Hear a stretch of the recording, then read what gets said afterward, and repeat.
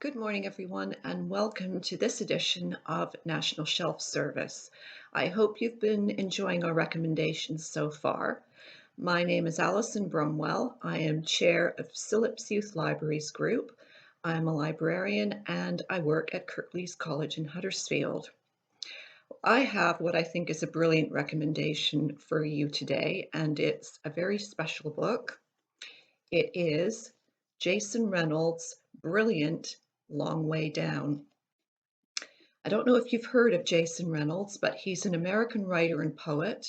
He has won many, many awards, and he's also done a lot of work with young offenders and in detention centers. So he's seen firsthand some of the issues he's writing about in Long Way Down. It's a hard-hitting novel. It's written in verse.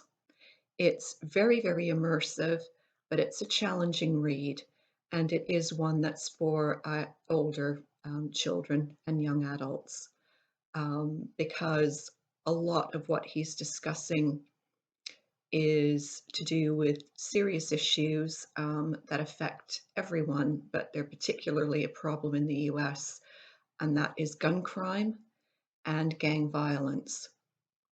It's told in the first person, as I said, in verse.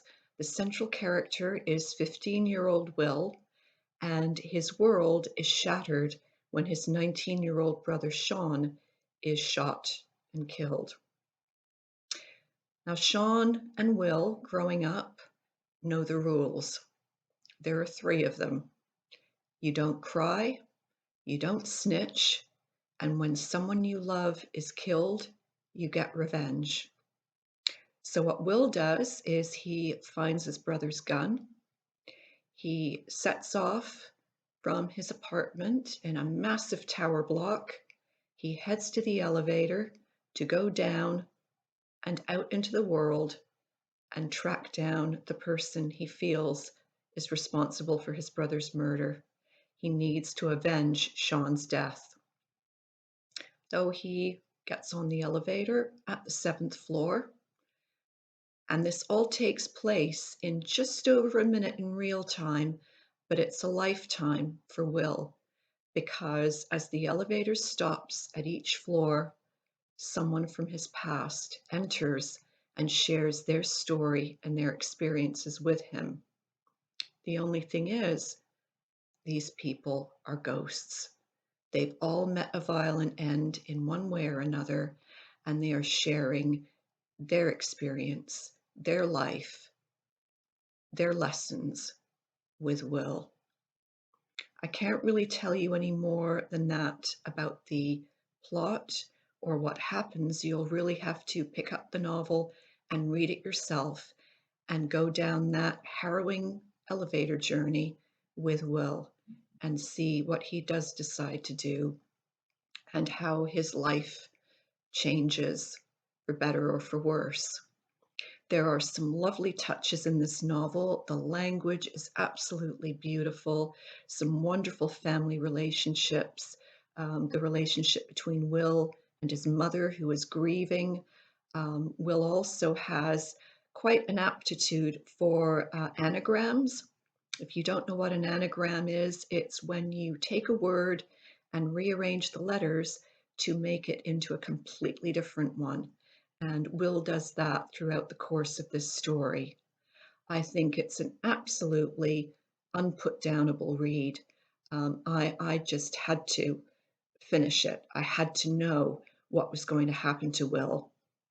The other thing I love about this novel as well is that it is illustrated, and I love illustrated text.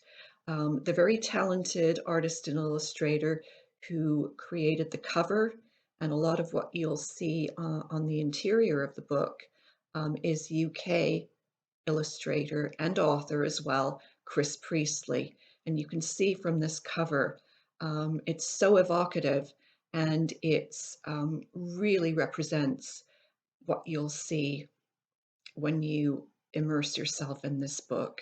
It's very, very much Will's story and him coming to terms with a lifetime of loss and a lifetime of violence.